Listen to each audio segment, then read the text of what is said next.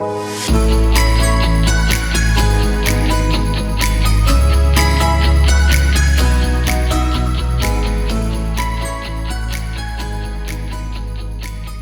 to the Self-Stocking Sisters podcast. I'm your host, Teresa J. Canada. In this episode, I have several of my former PS6 classmates. All of us attended PS6 during the early school desegregation process of New York City Public Schools. My invited guests are Nadja Ratcliffe, Besty Quint-Feldman, Pamela Proctor, Jeffrey Levi, Ronald Colemen, Amy Opperman Cash, Tony Stern, Larry Brown, and Arthur Ong. We're waiting a little bit for Nadja. Hopefully she'll come in shortly, but the rest of us are here. So today's topic is for each of you to consider how the PS6 experience affected your life, taking into consideration thoughts on inclusion and diversity. You may also relate your responses to any issues addressed in my book, Desegregation of the New York City Schools, A Story of the Silk-Stocking Sisters. I'd like to get started with one of my former classmates from not just PS6, but also from PS 157. There are two of them here on this session. And I'll start with Ronald Colemen in terms of his response to the topics for today. Ronald? Hey, it's interesting in terms of this meeting because I had a conversation with my son a few days ago, and I think a lot of the issues that we encountered back in the 60s, he also encountered, more than 30 years later, because the main thing that I realized from starting with PS6, and then I kind of arced through PS6 for 1 year, and then I ended up in private schools, is the difference in the level of education when you have the resources and when you don't have the resources. So what became important to me, what I became apparent was when we moved, once we had kids, when we moved, the first thing that we checked out was school system. And that influenced where we moved. So as a result, my son also went to schools that were predominantly white, public schools. And he talked about in different terms, he talked about the fact that for people of color then, and it's still the case now, you lived in two different worlds. And the struggle was finding your place between the two. And a lot of what he was saying the other day was the same kinds of things that I was feeling too, in terms of the benefit of the school education itself, but the difference in the world of the people that were from that neighborhood, as opposed to the ones that were transporting there from however means, plus it was public transportation into that neighborhood, because clearly we were being migrated into those schools, and it was a matter of our ability that got us there. But certainly it wasn't like this was a reciprocal thing, and they were sending white students up to Harlem. So but that tells you what the issues were. One of the things that became clear to me as you go along, and so for me, a lot of this was, I think, learned through osmosis as opposed to maybe directly. And that was that if you're exposed to these things, you pick them up. So you guys are talking about Spanish teachers and French teachers and so on and so forth. Well, they didn't have that at 157. There was no language that I was aware of at 157. And the fact that you're talking about a public school that had two different languages available, that to me, that's kind of extraordinary too at the elementary school level. When I went to private school, for example, we only had French available. And two things I distinctly remember. One was that we were assigned classes, and I don't know how the classes were assigned at PS6. But our class took French. I wanted to take Spanish. Our class was the wood, the string instruments, I should say, and I wanted to be in the band and play the sax. So I wasn't happy with either one of those choices. I remember Larry had the trumpet, I think, and I was jealous because I wanted to play a wind instrument as opposed to I played the viola for a year, and that's the only year I ever played it. But to have that stuff available, and I was reading in the book about the was it, I don't know if it was home ec or whatever, and the cooking classes and things like that. That stuff didn't exist. So exposure that you get to those things, whether you're totally into it or not, you realize further down the line, it had impact. And if you don't get that at an early age, if some students are getting it at an early age and you're not getting it at an early age, then you try to play catch up for the rest of your life. And that is still an issue. I think that exists today. I live in a suburb outside of Baltimore. There's a big difference between the education system in Howard County than it is in Baltimore City. So those issues haven't changed. There still hasn't been a solution to addressing it on a wide scale basis, because the one thing that I became aware of, and at some point, I think it was in the 10th grade, I had to write a speech, which I wasn't comfortable and happy with. And the main thing I said was, this busing, this integration that's going on can impact special students in terms of gifted students, say, as far as that. But how do you get to the mass of students that are not getting this exposure? And so for the few that did get it, that's nice, but it wasn't a solution. And I realized it wasn't a solution. I said that so I basically told the people at the school that I was at that bringing in a handful of Black students is not the solution.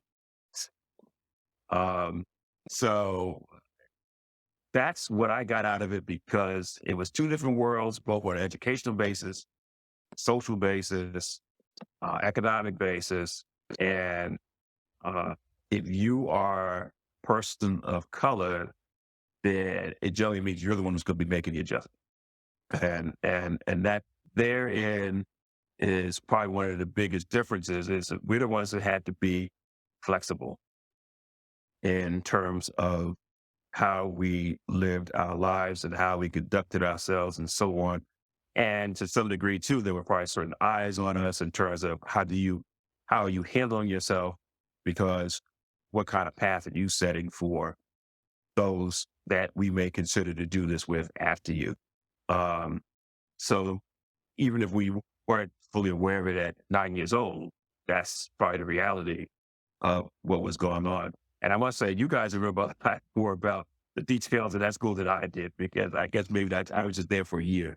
So I remember our teacher in the 4th grade, and that's about it. So, but Oh, well, you remember me, of course. Yes, I remember the students, but I don't remember some of these other teachers you're talking about. Yeah. So I don't. Okay. Well, I appreciate I remember those. the class.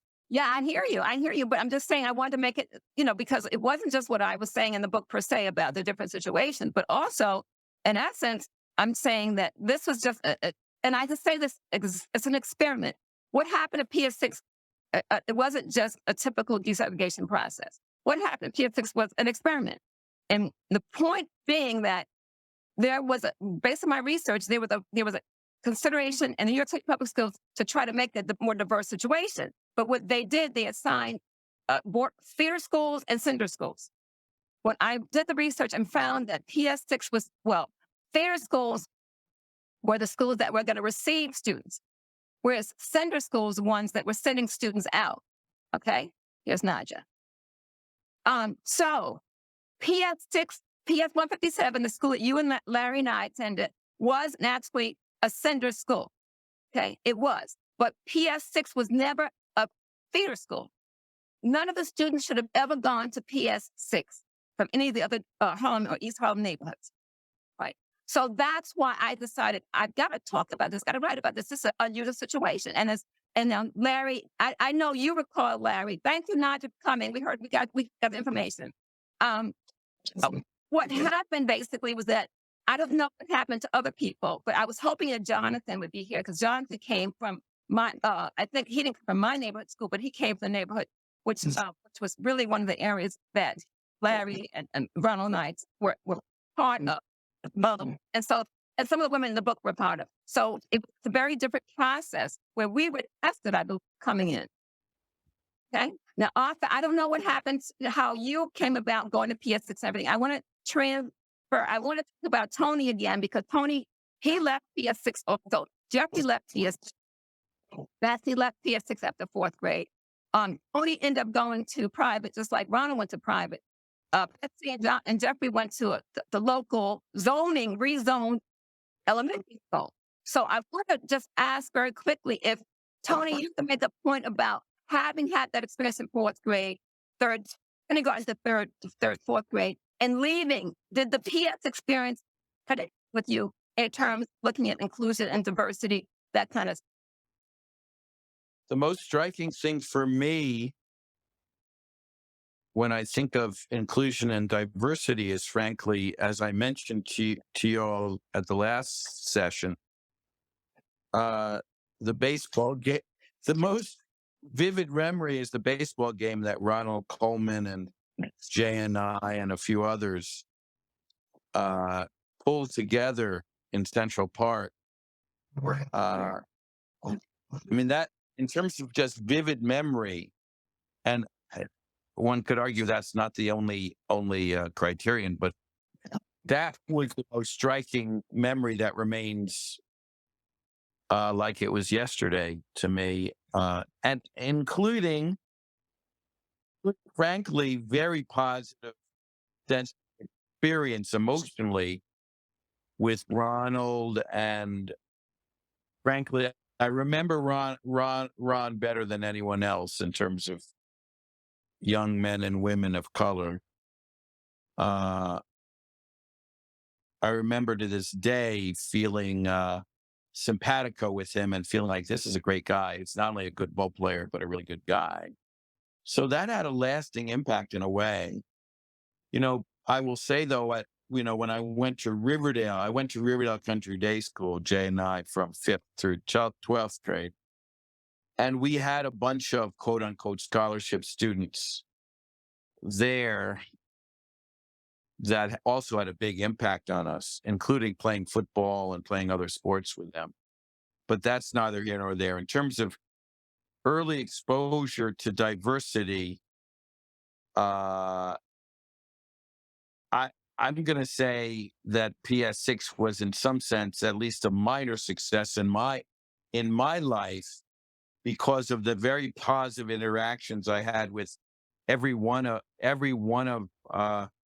my classmates of color, particularly, both clearly remembered, and I don't recall any negative experience at all in that whole situation. And I remember several very positive experiences, including, frankly, this was brought up last time, the very vivid memory of JFK's assassination, and feeling like, talk about e pluribus unum.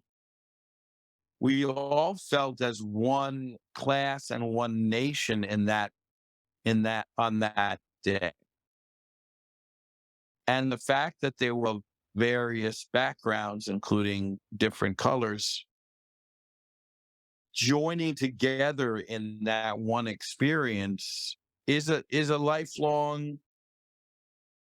of the foundational iconic memories of most of our lives, I think. And there is a kind of, when you're in a class for a year and then you share an experience of great grief like that, and even less vivid experiences, but over time, doing the quote unquote fire drills that were bomb drills, together, there are a bunch of ways that it kind of creeps up on you that we're heading towards a more perfect union, as Obama put it, or as Obama quoted the forefathers in saying. So I guess what I'm saying is both in terms of little experiences and more, I guess they were all little experiences in a way, but in in terms of both more vivid experiences and less vivid experiences, the general sense of we're one class and one nation in a sense, which includes a melting pot of young people from different backgrounds. Thank you for sharing that. So I want to transition. I want to get to Is there? It's fine, Tony. It's fine. Just saying, it's fine. I just want to, like, I'm trying to get people's perspective, but Okay. I know you left and so did Ron after the fourth grade. So now I want to get back to Yeah. people who stayed. And like I said before, Betsy and Jeffrey Levy both end up leaving PS6 after fourth grade for different circumstances. And I want to get their insight because I think the rest of us remained there at least until the sixth grade. So can I get some, information? Basically, Jeffrey, can you go, and then Betsy after him? Can you share some information with us about your perspective, what happened when you left PS6? Sure. And I think I mentioned last time the story of Miss Ty handing me the note saying, "You're transferred to 198." And she made this comment about how she had tears in her eyes and that I had to go to be with those people, literally saying those people. And I would say from my perspective, this could be sort of the naivete and of young kids. The DEI aspects of what was happening in fourth grade were not readily apparent to me, other than we had new people in the classroom.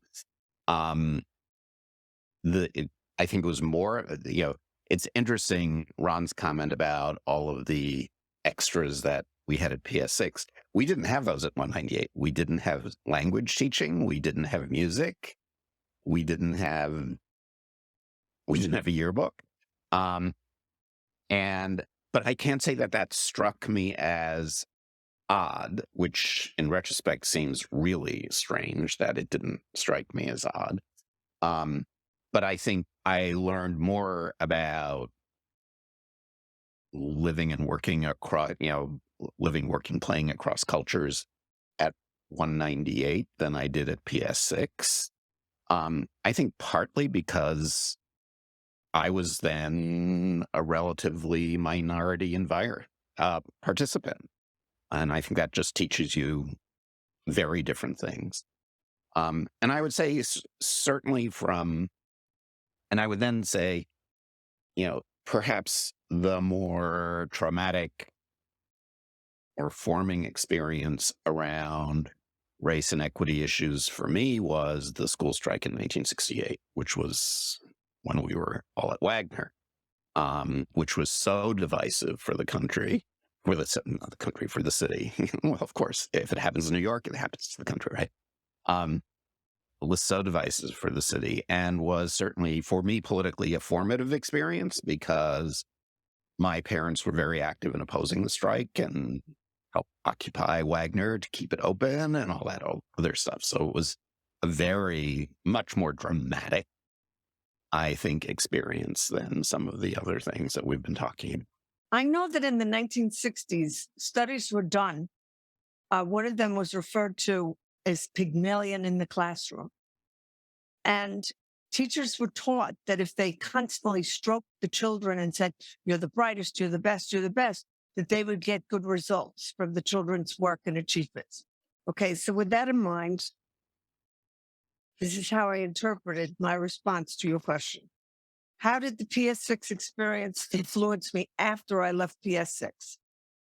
After PS6, I attended an IGC class at PS 198 Manhattan, which was a brand new school built at the border of East Harlem.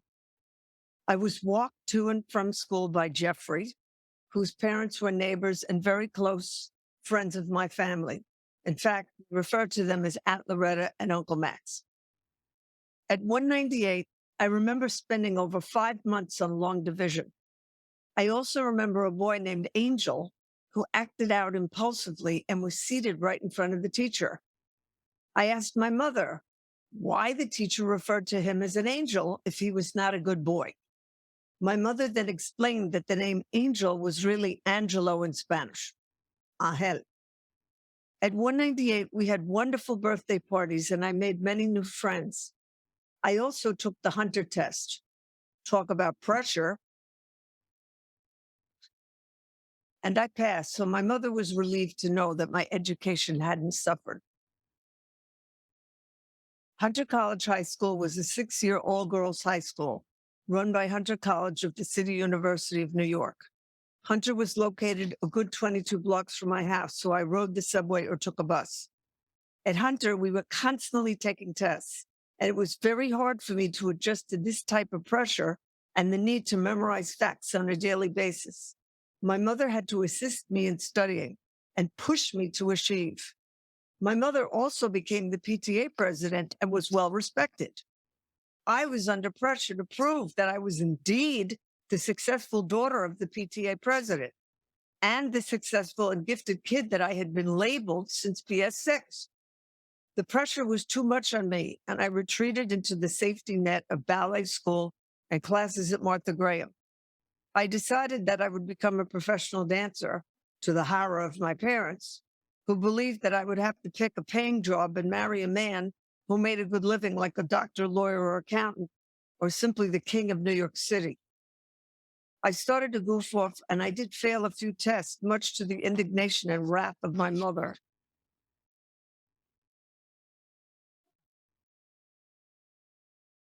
I couldn't become a failure. I was gifted, a product of both of my successful parents and my manic Manhattan PS6 environment. I had to make my parents happy, but I also needed my own tranquility, and I sought it in the arts and particularly in music and dance. Later on, I applied to Sarah Lawrence College, a small, formerly all-girls college in Westchester, where the arts and academics were well meshed and where I could meet up with like-minded age cohorts. At first, I cried and told my parents I wanted to transfer to Juilliard in the city. But after the first 2 months, I finally adjusted to the on-campus life, and I became successful in my courses at Sarah Lawrence. I finally took my senior year off campus, and I studied dance at a New York City professional school and method acting with a coach who had trained both James Caan and Burt Reynolds. I was still experiencing strong feelings of inadequacy, as I believed that I had to become a movie star by the age of 25 or face extinction. I did not look like Barbie. I was Mediterranean with a capital M, but somehow I was going to create a new stereotype and become rich and famous. After all, PS6 told me how gifted I was. How could I go wrong? Okay, so I had a big dose of reality once I left PS6. Okay, I was gifted, but I had to prove it. And I had to learn that I wasn't going to walk up the hill, I was going to crawl up the hill. Because that's how it really is for all of us, no matter what. Thank you, Betsy, for sharing that inspiring story and life experiences as well. So I want to transition to a person who, if it weren't for she, I would not have survived my 4th grade at PS6. And that's my bestie, Pamela Proctor. Pam. Jeffrey brought up something that really brought on a hot flash. When he talked about Miss Time. All of a sudden, I was like, no, not that witch. Yeah. And so, I mean, that's how we're not going to even get to her. Okay, so I might have another one and another hot flash. I won't be able to speak. Okay, but attending, although 4th grade was not such a good ride for me, because of Miss Ty.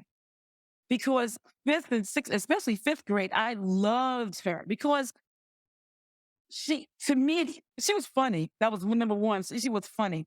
And then, and I think that she would never smile kind of thing, but she would probably laugh in her head about the things that she said. But she didn't have any preferences for anybody. She didn't care whether you were the wealthiest person in the world. She didn't care if you were the poorest person in the world. she didn't care. And whatever she said just flew out of her mouth. And that was that. So everybody was, to me, treated equally and fair. Okay. So that was the good part about her. And I really loved her to death for that. After PS6, it affected me as an adult because now I have a child, a daughter, and now it's time for her to go to kindergarten. And so, of course, people thought that I was going to try to place it because I lived in the catchment area. At that time, you could really go after the school that you wanted, if you push hard enough. And I lived actually in the catchment area for 198. I lived on 93rd Street at the time. And people were asking me, you're not going to put her in PS6? Why? Why are you not going to put her in the PS6? One of the best schools in District 2? Why aren't you putting her? I said, no way, no how. It was my daughter. And I knew people at PS6 because I'm a Department of Ed person. I could put my foot in there and say, I want my daughter to go there. I knew the assistant principal, so it wasn't that I couldn't get her there, or that she couldn't, that she was very smart, and whether that she couldn't get in there on her own. But I refused. I just didn't want her to have the experience that I had. And maybe I shouldn't have felt that way, but I did. And so at the same time, which was a godsend, PS 198 opens up another program called the Lab School. And so other kids from all over the city applied for this school. And Amber got into that school, and I was very happy. And she had a wonderful education there. She loved that school. And I didn't have to place her at PS6, which was a really, a good thing that I felt that happened. It was like a godsend, like the angels came. And there, Jeffrey, they had language, instruments, instrumental. They had a little orchestra, whatever they had. They had exposure to a lot of things. They went to camp every year. They did a host of things, so, and they had a huge parent association, strong, huge, and everybody went, everybody participated. So it wasn't that type of school. And I understand 198 had nothing. I understand that. They really didn't have the things that PS6 did. And I think that I mentioned in the book about their cooking and all that stuff that they had that we didn't have, with the exception of, and I have to say in my East Harlem school that I attended, we did have music and we did have art, so that was kind of off the beat of the East Harlem school. But we did have those things which exposed us to different things. We had an excellent teacher, and maybe it was her that exposed us to all these things, but we had them within the school as well. And I think that's what. Ma'am, let me ask a quick question. Yeah. Now, thinking about the comments that Jeffrey made about his experience at 198, that really solidified how I felt about what she was doing, how she treated us as Black and brown, and not even Black and brown children. It was because there wasn't that many of us in there, okay? But it was, if anybody have any remembrance who was in Miss Ty's class, you will know that she had a segregated area. And it wasn't only for Black and brown children. It was also it was for people who were not on that socioeconomic path that she expected you to be on. So that their life, Rebecca Green, she sat in that group because she came from uptown. There sat Jonathan Irving, who was from, uptown. There sat Tiberio Nascimento. So I remember the kids who sat in our little group next to the window on the left-hand side of the room. Well, our left, her right, So I remember, Teresa, you were in the group above us, but still sitting towards the back end kind of thing. And yeah, but I was short. That's why I was a shorty. So that's why I was sitting there. But if you notice, it wasn't just PS6 wasn't, PS6 was built on wealthy kids. These kids were, driven up in Cadillacs, and during that time in limousines. They didn't have the, the Beamers and the this and the that. Right. But they had limousines, and they probably only lived 3 blocks away or 2 blocks away, and they were driven up and they were like, really the cream of the crop kind of kids, extremely wealthy. I mean, beyond rich, kind of background. So there was a class, there was a racist aspect, there was a class aspect. And so if you didn't fit in this Ty's class where she wanted you to fit, she really did a disservice to us. I mean, she really, really did. And it almost made me not want to go to school. Okay. Unless my mother was very strong, so she knew how to address her. Okay. But that's how. So you brought up some very significant issues which dealt with the issues of socioeconomic status, ethnic, racial, geographical areas, and so forth and so on. So that's very significant. Mm-hmm. So that's why, thank you for sharing the information, because if everyone read the book, everyone probably knows which person is Pam, which person is me. So I'm just saying. And I had those of you to investigate. Do you remember? See if you can find yourself. Jeffrey found himself. No, Nadja found herself first. Then she found Besty. Then Jeffrey found himself. So it was very interesting. But I mean, Ron, I don't know if you read the book yet, finished reading the book or started reading the book. You will find yourself, okay? And it's interesting. Tony, what I remember Tony and his brother. I didn't remember until recently. I didn't remember Tony.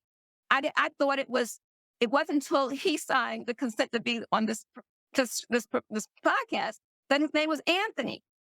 I thought, oh, you were the one who talked all the time. It wasn't your brother. It was you. You were always, Miss Tynes would say, Anthony, take a seat. Anthony, sit down. Anthony, do this.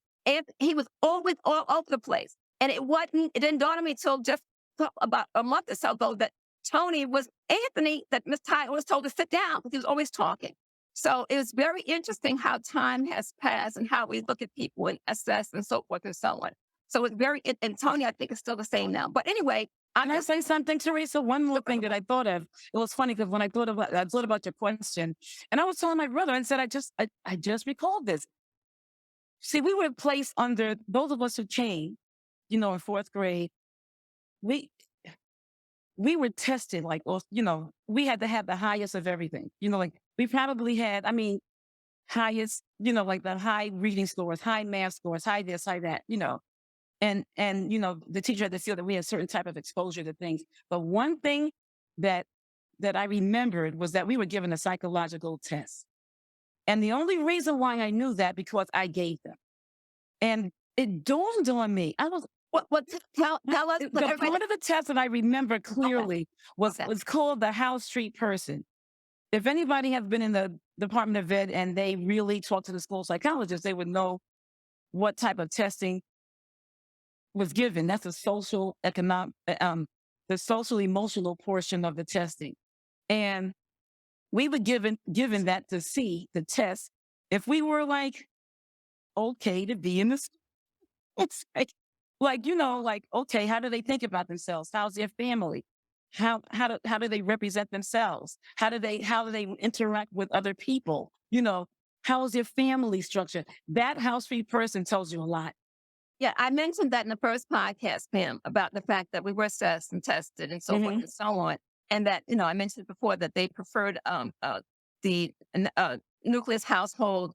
There were very few of us who. But who gets what little child gets? Well, I'm saying I was just making the clarity that what happened to us who actually came from our schools. I know Ronald and Larry and I knew our experiences and what had happened to us. But I knew before that we were basically one of the highest in terms of academic as well as social emotional. With our parents. But the scary thing about that, Teresa, was that I don't think my mother was informed about that particular test because you have to get permission.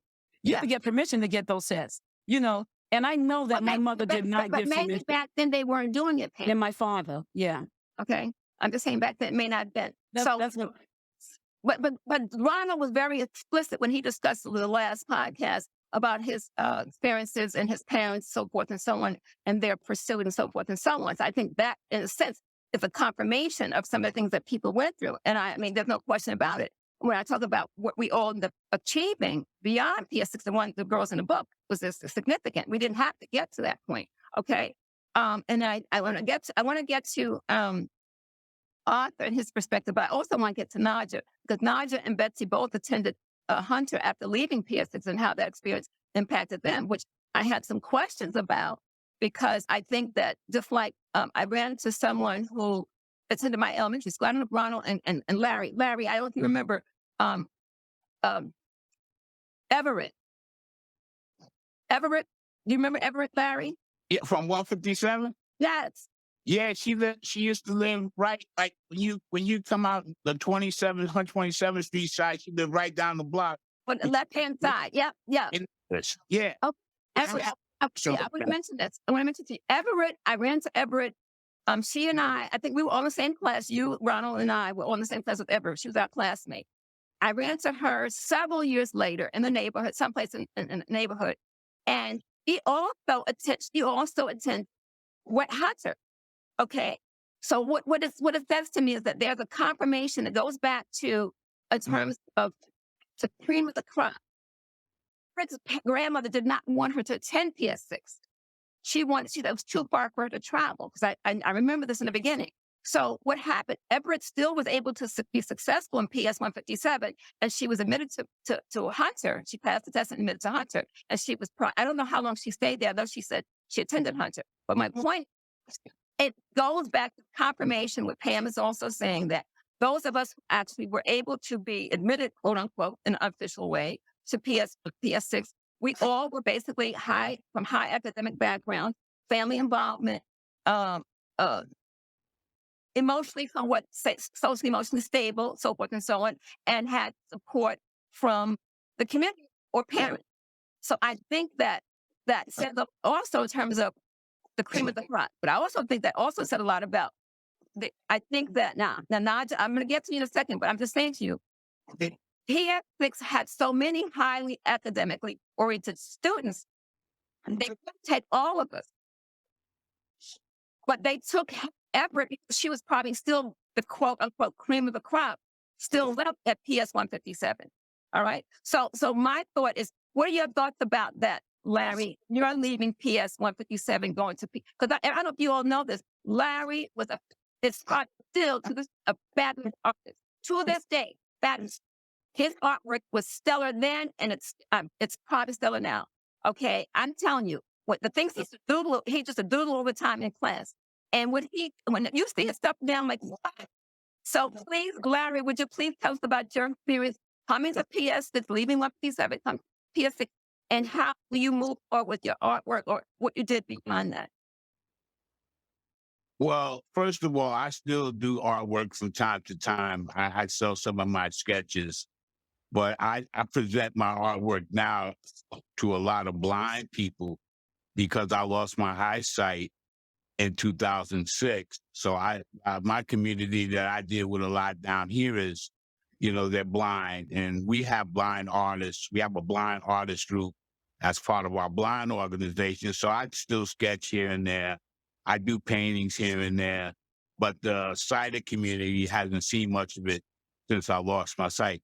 Now, getting back to 157 and transferring to PS6. Now, all of this was like a whirlwind situation for me because one minute you're going to the school to get tested academically. They were doing like the old citywide test they used to give every once in a while, like every half semester, they give you a citywide test. It was something like that. It was just to test your aptitude. And then in the second place, the next thing I know, we're going downtown to be tested musically. We sat in PS6's auditorium, and Mr. Press was playing the piano. We had to judge whether or not we could hear out of one ear. I thought it was a hearing test, but they wanted to see if we were musically inclined and could determine musical notes and things of that structure. So the next thing I know, I'm getting a report card. I'm going to the school. Now, fortunate for us, Teresa, myself, and Ronald, one of the girls that went there, also Jackie Nelson, her sister was already in PS6. Not only that, there was a couple of other kids that were in PS6. So fortunate for me, when it comes to like getting transportation to go down there, they taught us how to ride the buses.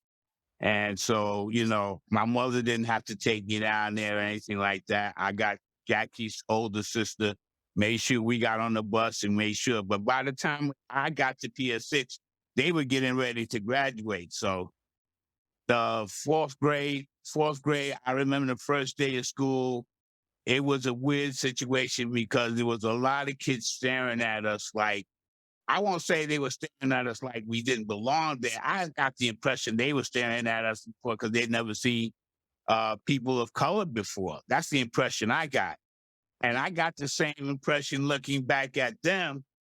But the thing I remember was that it was me, Teresa, a whole bunch of us, we stood in that schoolyard and we kind of banded together that particular day until they called us to line up for the classes.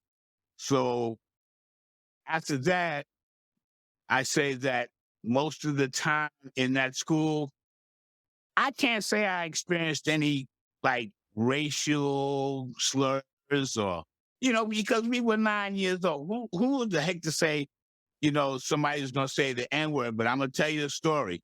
The first day of school, after the class let out for the day, I was coming out the schoolyard, and this girl, you may not remember her, but her name was Helen. I don't remember her last name, but her name was Helen. She called me the N-word, and I just reacted and punched her in the stomach.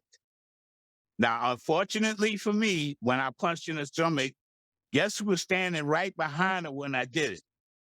You remember the principal, Mr. Silverman? Does anybody remember Mr. Silverman?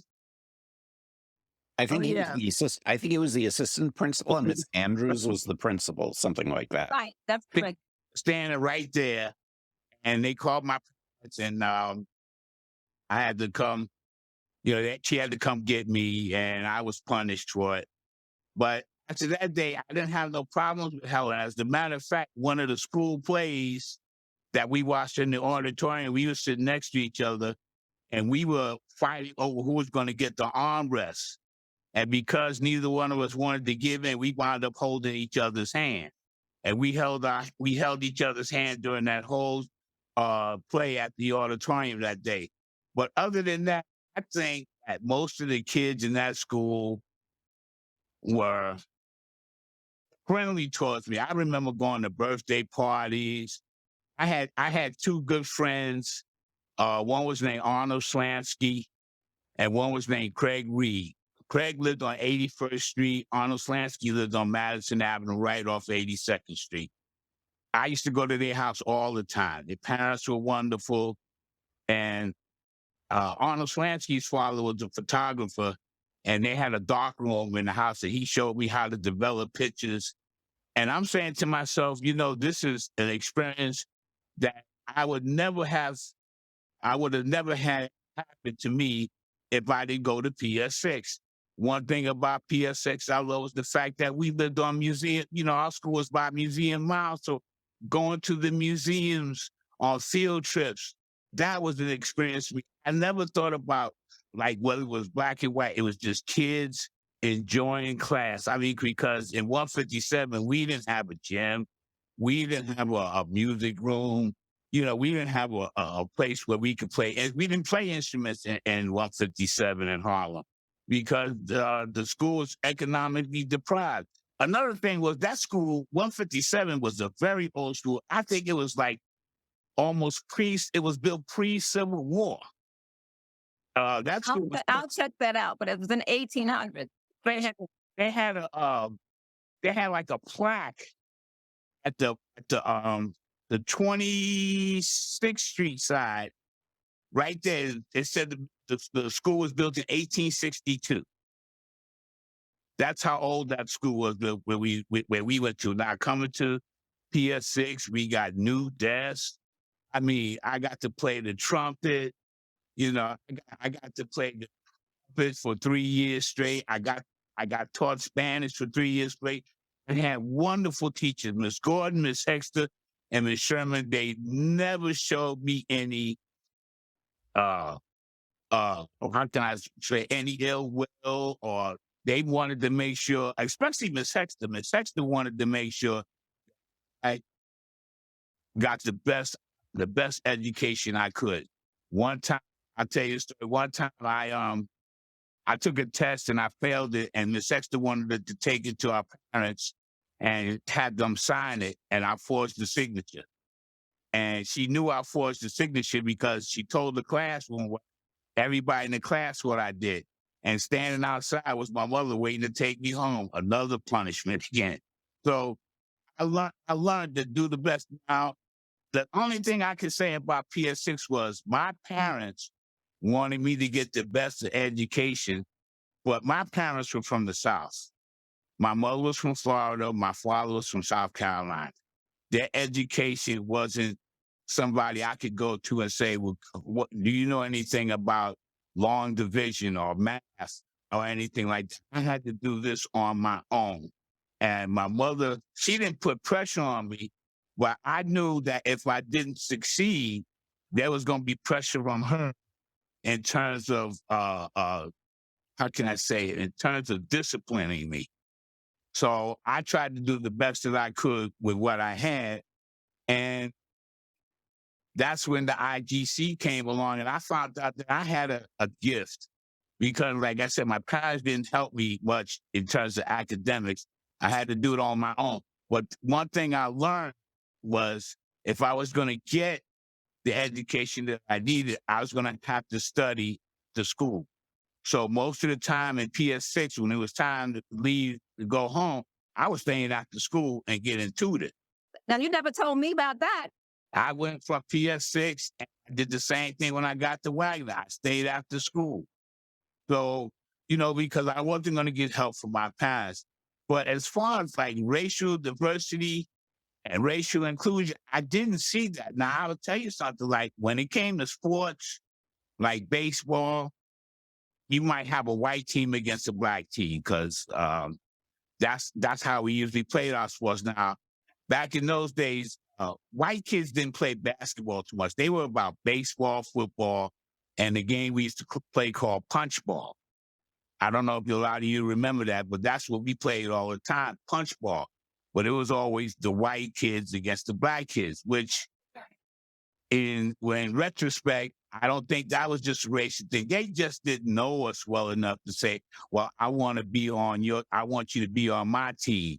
That got better. That got better by the time we got to the 6th grade, because when we had the graduation ceremony, I remember the day of graduation, before the ceremony started, we was in our suits and ties playing punch ball in the schoolyard.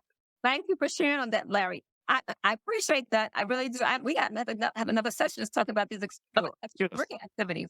I just want to say one more thing. Like, I never experienced racism in that school. I think I had more problems when I got home than when I did in the school, especially when I used to come home with my musical instrument. But that's another story altogether. But I can say that PS6 was such a wonderful experience for me, and I'll never forget it. And I'm always have fond memories of the school and some of the people in there. When Teresa told me that Amy Opperman was going to be on there, I said, oh my goodness. I got to see Teresa a few years ago for the first time in a long time. And it's such a wonderful thing to have the memories flood back. And, you get to enjoy life because it was such a simple times back then. Well, let me tell you something, Larry. You got to tell them what you told me. And that was something that Nadja made her revelation the first session about liking Ronald Colemen. So now you need to tell them what you said about me. What you say about me, Larry? What did I say about you? Yeah, I didn't know you had a hidden secret about you admired me from afar, right? Well, Teresa, I always thought there was some type of connection, because a person would tell a joke and we would look back at each other and laugh. It was just something we did. The timing of it made me think there was a connection. But I think also that came from the fact that we both came from 157, and we was practically, in the 2nd grade, 3rd grade, 4th grade. We was always in the same class. So I think that developed over time. That's what it was. Thank you. Okay, I want to transition a little bit because I want to bring the West Coast in on this conversation. And then I'm going to get to Amy and Nadja. But I'm just really thrilled to have Arthur with us today. So he can have his input because he's our only representative from the Asian community. I want to make sure he gets his voice here. But welcome. Thank you. Thank you. So, just in response to your question earlier, Teresa, so I was actually John Irving's classmate in PS 125. And so, I took all those aptitude tests and music, aptitude tests, et cetera, at PS 125, and then got sent, downtown to PS 6. So I was part of that same group from that area. And, in terms of diversity and that sort of thing, I think it's kind of interesting because, for one thing, I think that going to PS6 with all of you and as part of that program, it meant that actually, to me, PS6 was a pretty diverse experience. I felt like I was there and maybe perhaps more of a real world because PS 125 was much more heavily, black folks. And so PS6 obviously was much more white, which is the way that the most of the world in the US is going to be.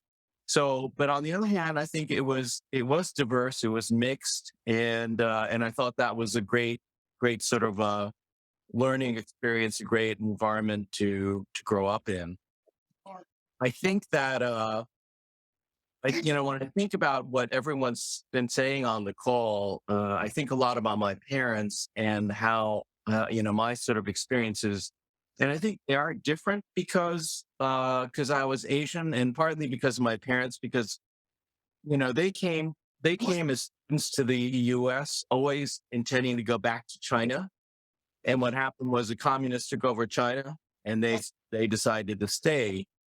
So I was born at the time when they were still getting used to American culture. Everything was new to them, just the diversity, all the white folks, all the different religions, all the black folks, the Puerto Ricans, Italians, et cetera, all brand new to them. And there weren't very many Asians in most of the schools I went to, even at PS6, and even in Wagner. They were obviously kind of the higher up you went, they were the larger the schools, the greater the population, but still Asians are pretty few and far between. I'd say that PS6 had a lasting effect on my life. I think music in particular, and being introduced to music was, I think, a wonderful experience. And I think it stayed with me. And as Amy and Jeff know very well, I think when I graduated from Wagner, instead of going to music and art, my parents made me go to Bronx Science. But while I was at Bronx Science, when I went to when I tested into Bronx Science, I also tested into some of the private schools. So I think Jay mentioned before Riverdale. I tested into Horace Mann School, but I couldn't go there because my parents decided they couldn't afford it. But then while I was at Bronx Science, they called my parents rather, and they said, why didn't Arthur come to Horace Mann? And they said, well, we couldn't afford it. And they gave me a full scholarship. And it turned out that it was the music department that pushed it because I had auditioned there on my clarinet. And they really loved me. And they said, we want this guy.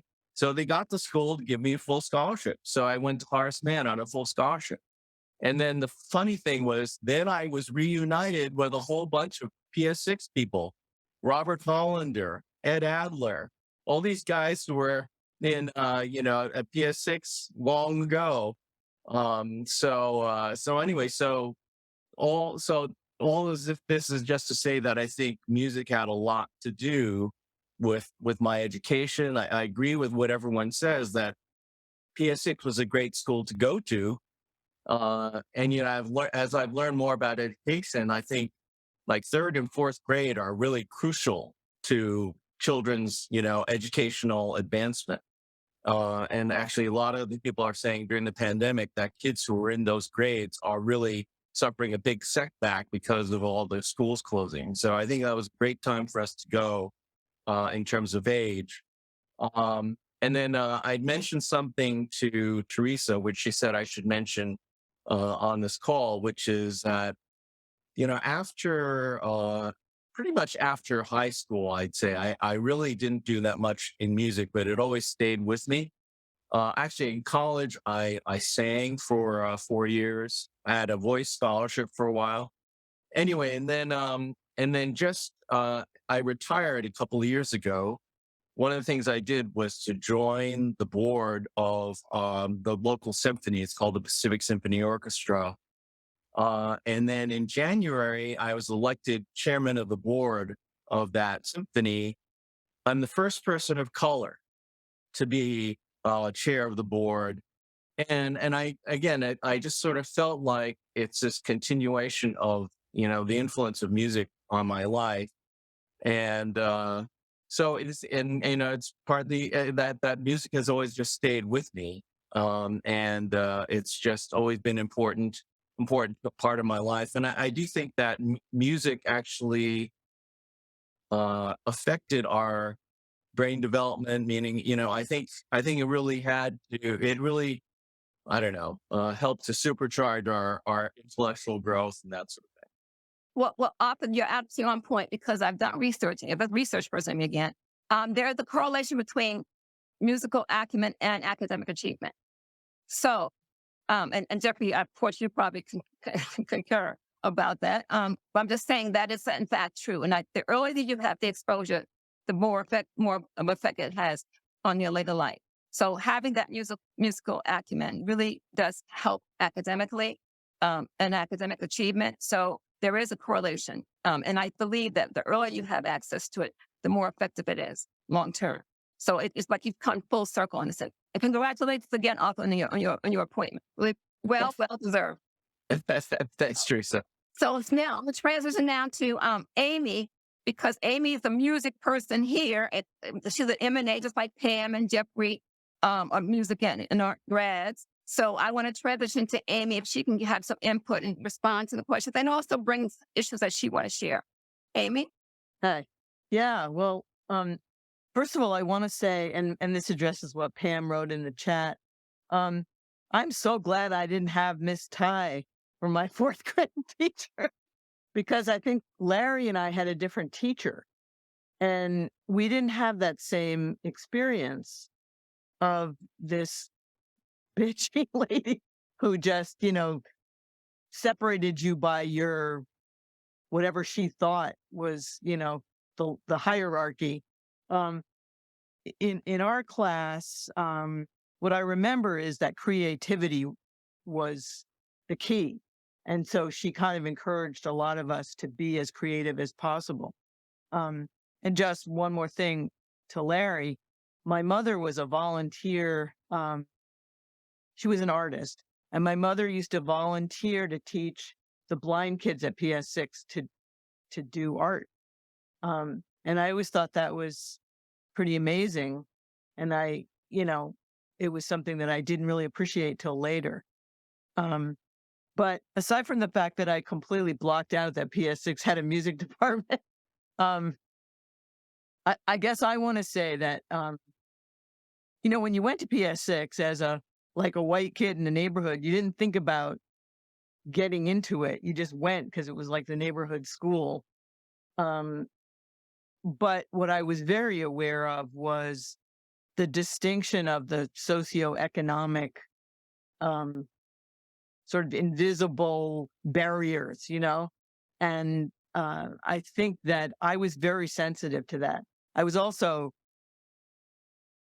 very grateful when 1964 came, and it wasn't just this really narrow-minded kind of cliquey, sort of nasty group of people, and that there was inclusion that brought in a bigger a bigger container of humanity, which for me has stuck through my whole life. By fifth grade, I think our classes were much more diverse. And by the time we got to Wagner, it was really very, we were really integrated in Wagner in our social life, in our academic life. But I think but in Wagner, at least, it was music that was the common denominator. So the band kids were all in one class, the orchestra kids were in another class. It was music that was what we had in common. And the differences we had were not pitted against each other in junior high school. It kind of rounded out our, what it meant to be a human being. And that was really made apparent to me. I now live in this very rural redneck area. Ithaca is not so much like that, but I don't live in this. I live outside of Ithaca, and it's a very hardly diverse at all. And one of the things that happened by the time my daughter got into 7th grade, and she was a ballet dancer, and it wasn't offering her those cultural things either, as she transferred to Ithaca, which was much more diverse. And I felt much better about her getting a sense of what the world was like, and that kind of rural attitude, which is something so important now to understand this divide of rural urban. My husband, who grew up in a small rural town in Maine, right before one of the presidential elections, I got into a real fight with his best friend, who sleeps with 2 guns over his bed and a couple pistols in each, side thing, and has a very different worldview than I do. And I was arguing at the time about the presidential person that I thought would be better. And at the end of it all, he looked at me and goes, "We don't live in the same country." And it blew my mind, because I realized that in my country, it was a very diverse group of people, which I am so proud that I had that experience through, I would say, through 4th grade on, all through Wagner. And then music and art, again, it was music and art that, you could go to music and art if you were the poorest person in the world, as long as you could get there by public transportation. It had nothing to do with race or money. So I feel like I became more of a emotionally intelligent person from those experiences about people. Thank you for sharing that, Amy. It's very interesting how I think early on in our lives, what we're exposed to makes a difference later on in our lives and the kinds of experiences we have. Yeah. And also, the one thing I want to say is that if you go to New York City public school, being Jewish wasn't really a thing. But you get outside in New York City and, you're a minority, and you're also, a lot of other things the conspiracy theories want to say about you. And that's a real awakening. So you're bringing the point of one's religion as well. Well, I wasn't religious, but it didn't matter whether I was religious. They saw me as, Jewish, the same way they saw, in New York, it was no big deal, but you get, like an hour out, and it was a big deal. And if you were near Watkins Glen, New York, it's a rarity. Yeah. Anyway. Yeah. Well, I understand, Amy. I attended 2 degrees from University of Rochester, so that tells you a lot. Yeah. So I know the areas. Yeah. In and out. I mean, I've had some stories about traveling from Rochester back to New York City and so forth and so on. So I understand exactly. And the people who I traveled with all didn't look like me. So and just think about stopping. And this is in the 70s, late 70s, and then stopping in restaurants where they still wouldn't serve you because who you were sitting with. This was in the 70s. So yes. But my PS6 experience assisted me in terms of understanding what people's thought processes may be. And I said to my friends, I was like, they're not going to serve us here. What do you mean? I have the money. I said, well, they're not gonna, because I'm with you. That's probably why. So that kind of thing I understood based upon my life experiences. All right. So it didn't matter. This was all in New York State. This is not like in Tuscaloosa, Alabama. Okay. So I'm just saying to those experiences in PS6 provided me a better understanding of how to deal and how to cope and other people's thinking and thought processes that may come into play when they see someone who may be different from them or whatever. So I understand what you're saying. And this, like I said, when you think, for example, let me just say again, I don't know if I said this the last time. There are students who I taught who did not know that their schools were segregated in the North. Okay. They had no clue. They just figured that the only schools were segregated were in the South. So that's one of the other things that prompted me to say, I need to write this book because they need to know what happened. And in a city like New York City. Okay. And they were just blown away with it. What? I said, yes, this happened. And I said, I'm part of that experience. What? I said, yes, I'm part of that experience. So I want to share that with you. And that leads me into my only Latina Caribbean person in the group, and that's Nadja Ratcliffe. Nadja, it's on you. So, yeah, I had no love lost for Miss Ty either. Up until then, I had come from PS 109, which was on 99th Street between 2nd and 3rd Avenues, just a few blocks from 198. So when all of you started going to 198, I was fussing because I couldn't figure out why couldn't I go to 198 because I could walk there from my house. And why did I have to keep going to PS6?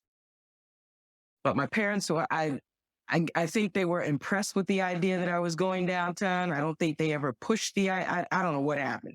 So anyway, I stayed at PS6. Up until then, I think I had liked my teachers, like in 109. 109, that was, if you could picture Manhattan at that point, or East Harlem at that point, in the 90s, it was still a mixed area. If you went below 96, it was predominantly white. And as you came above 96, it got progressively Black and Spanish. Mm-hmm. But 109, when I went there were white kids, Spanish kids, Chinese kids, Black kids. I was already in a mixed environment. So for me, going to 6 wasn't a big deal because I was seeing like the same kind of kids. What I noticed was I didn't know I was poor until I went to PS6. That's when I realized what a big difference it meant. I mean, like, you walk through downtown, you look around, and you know people are doing better, fine. But I remember going home with a couple of kids, like somebody was saying, getting invited to like birthday parties. I remember there was one little girl, I think it was the 5th or 6th grade, really sweet girl. I think her name was Claire. She had one blue eye and one brown eye. So I went home with her once. I forgot why. I don't know, we're doing some kind of school project or something. And she lived on Park Avenue, had a nice doorway. I remember a doorman opening the door and, he didn't say anything one way or the other to me. He said hello to her and I just kind of looked and walked in, went upstairs to her house. I remember a really big apartment. I just remember a really big apartment. And back then I grew up in the projects and the projects then were mixed. The ones right next to 109, those projects were mixed. So again, the idea of like, oh, I'm not with white people wasn't a big deal. I remember another kid that I didn't like. For some reason, I went home with her. It was after I went home with her that I didn't like her because she cheated off my test paper once. But there was this kid, June, who used to live on 86 and Park. I don't remember her last name. And I remember we went upstairs and I had never been in an apartment so big in my whole life. If you're in Manhattan and you pass that building and you appreciate the fact that the building takes up a quarter of the block, and then think about there were only 2 apartments per floor. And the hallway where you step out of the elevator was maybe as big as someone's bathroom. So if you can imagine how much square footage each apartment had And the maid had her own bathroom. She had her own little area. Then you went to the kitchen, then you went, there was a library, and there was a this, and there was a room for everything. I remember when I'm talking about it. But teacher-wise, I just don't remember ever warming up to any of my teachers there. I was brought up to be respectful. So, because I wasn't having a problem when I got home that my parents had to come to school. No, that wasn't happening in my house. So you do what you were told, shut up, just do what you got to do, come home, do your homework, etc. Get good grades. That was it. I remember in 6th grade, them taking auditions for some kind of chorus. And whoever our 6th grade teacher, Veneria, maybe her name was, whoever our 6th grade teacher was taking auditions in the class, and she wanted me to go first. And whatever the name of the song was, I couldn't remember the melody. So I just kept saying, can you pick somebody else? Can you pick somebody else? Because I figured if they sang it, I'd know what the song was, and then I could sing it. But she just kind of poo-pooed me to the side, and I never did get to audition. So music and art was not the reason I went to PS6. I think I went because I was smart and quiet and just did what I had to do. But how it affected me later, and I didn't really give it a lot of thought until talking to Teresa and Pam one lunch. And any school I went to after that, including Hunter, including college, I did what I had to do. I don't think I ever stressed myself to try to get like a 4.0. I just did what I had to do. I knew my parents expected me to graduate. That's what I did. I knew they wanted me to get a college degree. That's what I did. I kind of like, I don't remember really warming up to a lot of instructors. I just kind of, if they were nice, fine. And if they weren't, I just sort of kept my distance. And I think probably it was because of PS6. Because like I said, in 109, it was fine. The teachers were strict. And back then, teachers could hit you. I remember a girl in my 3rd grade class getting spanked in the front of the classroom. And it was a really tall white girl. I don't know if her name was Elizabeth. I don't remember if she had been left back, and that's why she was so much bigger than the rest of us.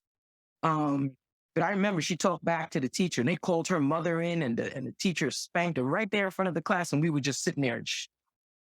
So obviously they didn't do that in PS6.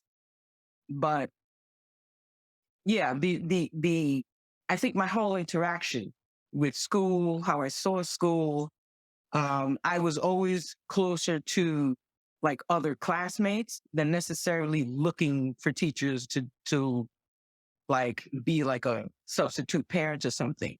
For some of you, like for the Hunter, anybody who went to Hunter, what I found curious was one of the reunions I went to, and it wasn't this last reunion.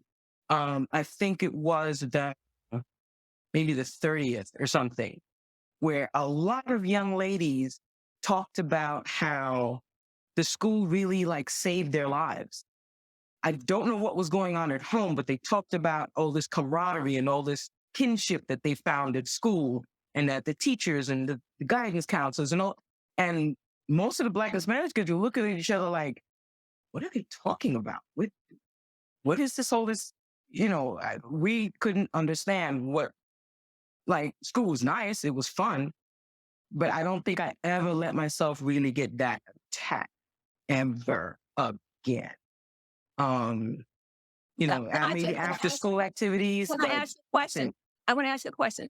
Do you think that your experience not having that connectedness to the teachers at PS led to you having that same feeling throughout the time that you attended Hunter and college? Looking back, I think so.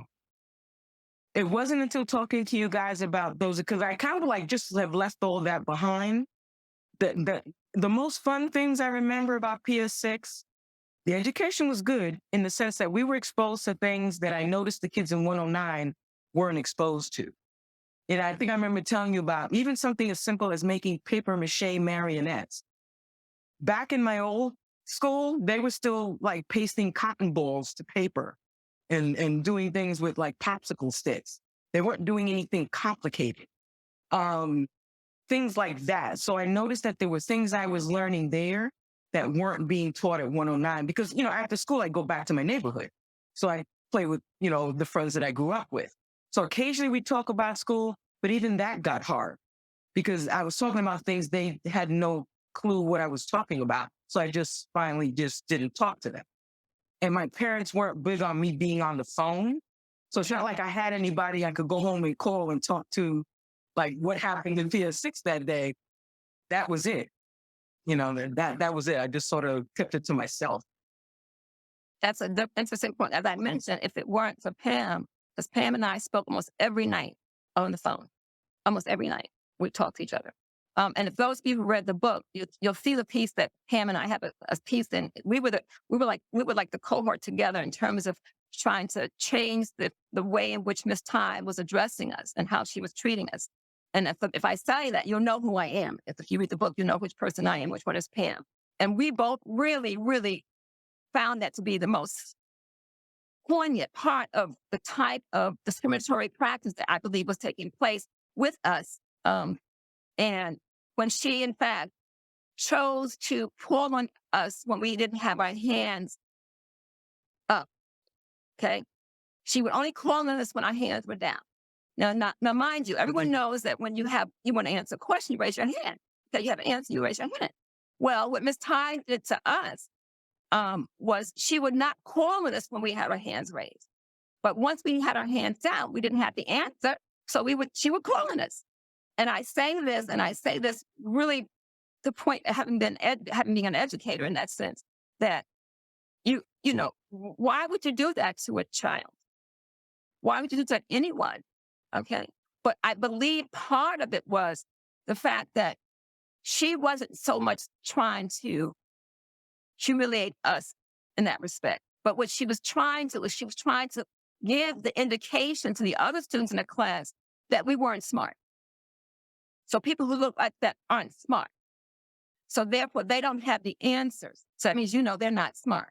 But what did we do, T? I'm going to tell you what we did. What did we do? Pam and I, now see, I thought we spoke to each other on the phone almost every night, okay? So Nadja, we didn't tell anybody else we were doing this in class. No one in the class knew we were doing this. So finally, Pam and I got together and said, Pam, let's do this. And I don't know, maybe I must have been I guess we must have been ahead of our time, Pam, right? I said, Pam, I'll tell you what we're going to do. We're going to just not raise our hands when we don't have the answers. And then we raise our hands when we don't have the answer. And she's going to call us when we don't have our hands down, right? Yeah. Says, yeah. Okay. So when she calling us, we're going to have the answer. So she called on us. She called Pam. I think she called Pam first. And Pam, she said, Pamela, do you have the answer? I remember to this day. She said, Pamela, do you have the answer? Whatever the question was. And Pamela just, very Pam and very poignant. And Pam got the answer. Her eyes just like blew up. Like she couldn't believe Pam had the answer. So that was the first time. Then the next time, she asked me a question. You don't ask Teresa a question, right? Because she has the answers. But you asked Teresa a question, and my hand was down. So she comes, she said, well, Teresa, what about you? She said, what about you? And I just very quietly said, well, the answer is, this is blah, blah, blah, blah. That was it. She never again did what she did. She never again asked us for any questions if we didn't have our hand raised. That stopped that thought process. So I'm saying to you, these are the kinds of things that we had to figure out to cope and to excel, despite all the type of quote unquote discriminatory practices. So I believe that prepared Pamela and I specifically on how we handle ourselves moving forward academically and socially, how we decided we had to join together to deal with something that was impacting everybody, because we wanted them to realize we're just as good, we're just as smart as everybody else in here, okay? And that was not something that I believe that the teacher was trying to show to the rest of the class. Well, they don't have the answer, so therefore they're not smart. So anybody who's like that aren't smart people. So we wanted to find a way to, I guess it wasn't mostly intentional from that level, but we wanted to make sure she understood that we were smart, we were okay.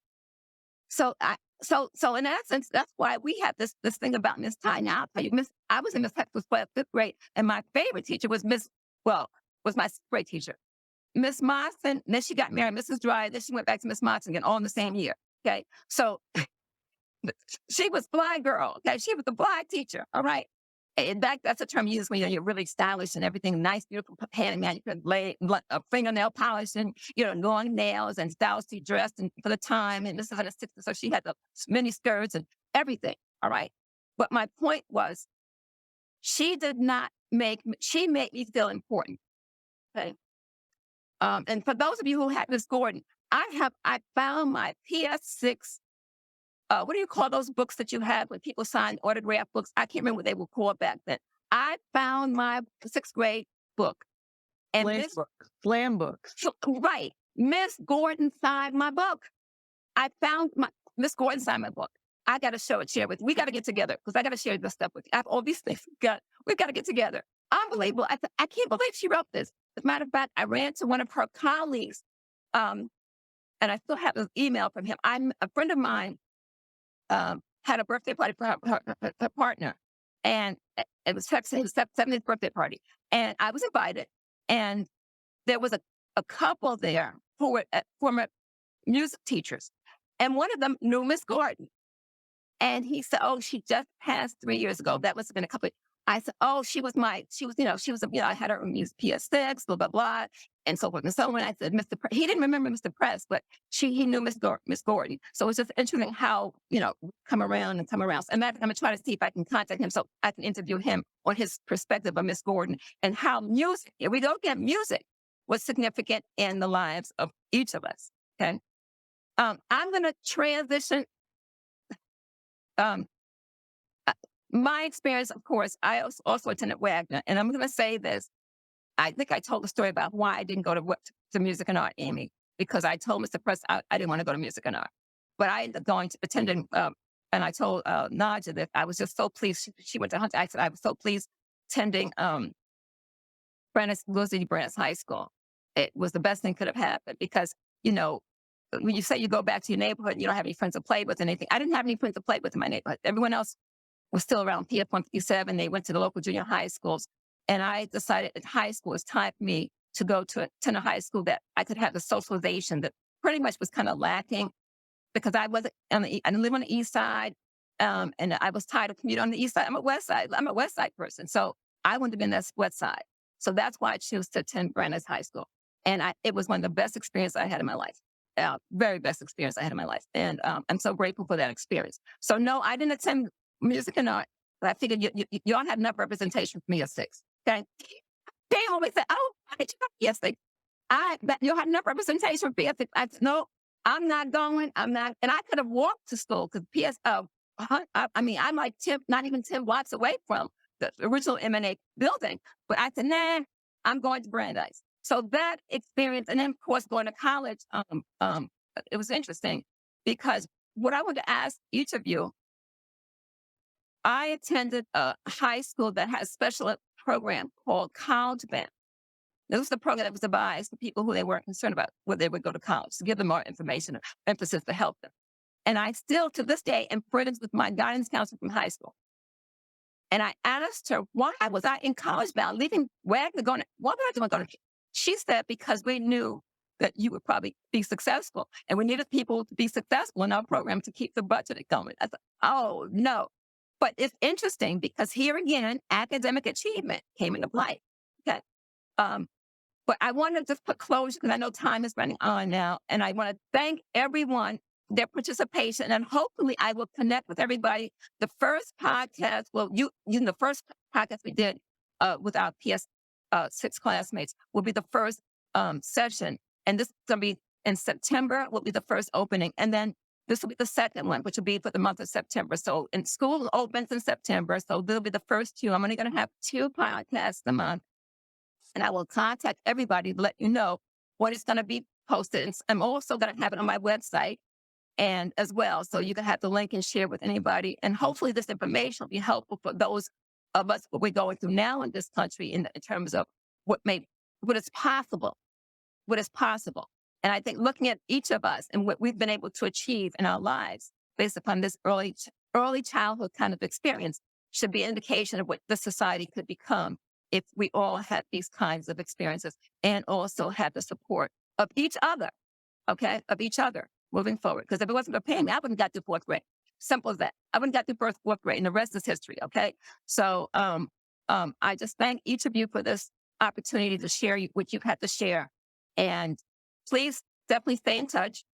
And we're going to try to do a gathering. At least Betsy asked us to do a gathering this summer. We'll get together this summer.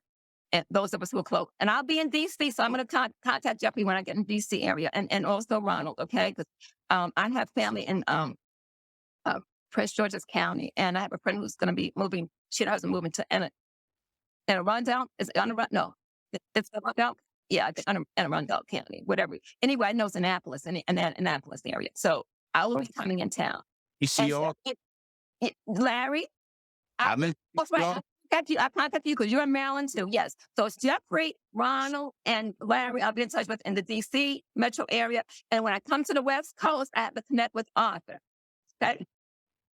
So don't forget Arthur. I will be in touch. Okay. And if I go up to Rochester again, I'll stop up at Amy's before I get to Rochester. Welcome to the West Coast anytime. Okay. Hey, I put it in my market. I will take you up to that offer. Okay. And Tony, I hope to hear from you soon, Tony Stern. We have to catch up on a date. So we'll see about that. But anyway, thank everyone. I appreciate your time and efforts and your input and sharing this wealth of information. Hopefully we can share this with more people on my platform when I have the podcast going up. Thanks again and have a great day, everybody.